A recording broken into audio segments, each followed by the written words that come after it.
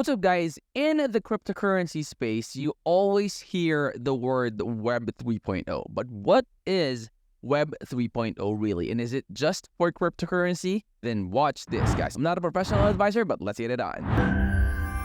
Alright, guys, so for this discussion, we will be referring to the details or the information that we will be getting in Investopedia. Now, the third iteration of the triple W or the World Wide Web is known as the Web 3.0 or Web 3 for short, okay? So it entails a direct dive into the digital realm, and Web 3.0 includes blockchain technology, you have cryptocurrency, and individual control over personal data. And that it also envisions a decentralized open web that is more useful to its users, but it will also still be a work in progress. So who knows, right?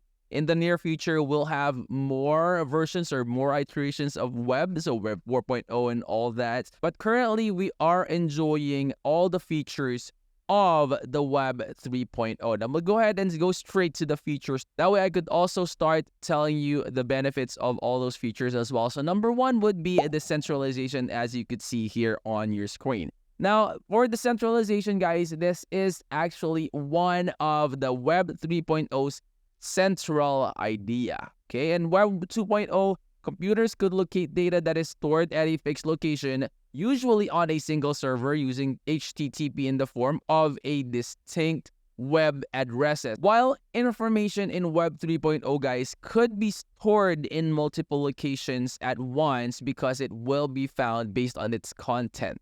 All right, so that is the decentralization part. Now you could read through the feature right here in front of you. So it has a lot of information that you guys could also learn about. So I'm just giving you like how it's described in my own words. So trustless and permissionless, right? So Web 3.0 is actually permissionless, so anyone can participate without authorization from any governing body, and trustless in a sense wherein participants can interact directly through the network without going through a trusted intermediary due to its open source software foundation. Now, guys, Web 3.0 applications will also therefore operate on decentralized peer-to-peer networks, blockchain, or a combination of both, and dApps are the term for these kinds of decentralized apps. So dApps are, you know, the applications that are in the blockchain technology, like games, say for example, right? You have play to earn games and all those good stuff. That is also an example of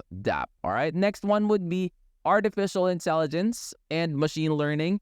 So we are in the dawn wherein artificial technology is all around the place. It could be robots, it could be in cars, it could be in crypto as well. It could also be in trading, whether it is in stock trading or cryptocurrency. That way you will not miss out on any pumps and dumps or the price action of the token that you are invested in. All right, so Web 3.0 will also bring computers and humans closer together by utilizing the technologies built on natural language processing, the semantic web concepts. Now, guys, machine learning is a subfield of artificial technology, and it also employs data and algorithm to mimic human learning and progressively increase its accuracy, will also be used with Web 3.0.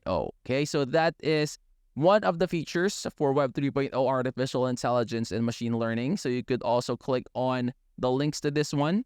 Okay, artificial intelligence, that gives you more definition as to what AI is. And for machine learning, you click on this one. It will take you directly to another page wherein it will give you more information talking about machine learning. Now, next one would be connectivity and ubiquity. Now, what is connectivity and ubiquity? Now, Web 3.0 will also bring out more ubiquitous and connected access to information and content through a multitude of applications and increase number of everyday devices that are web connected. So the Internet of Things is actually one instance for that as well. All right, so you have a lot more information in this Investopedia that talks more about Web 3.0, but those are the things that I feel you guys need to know. Like, what are the features of Web 3.0. What is, what can it bring for us? Because I want you to know that, it's not just cryptocurrency that utilizes Web 3.0. Although Web 3.0 is one of the greatest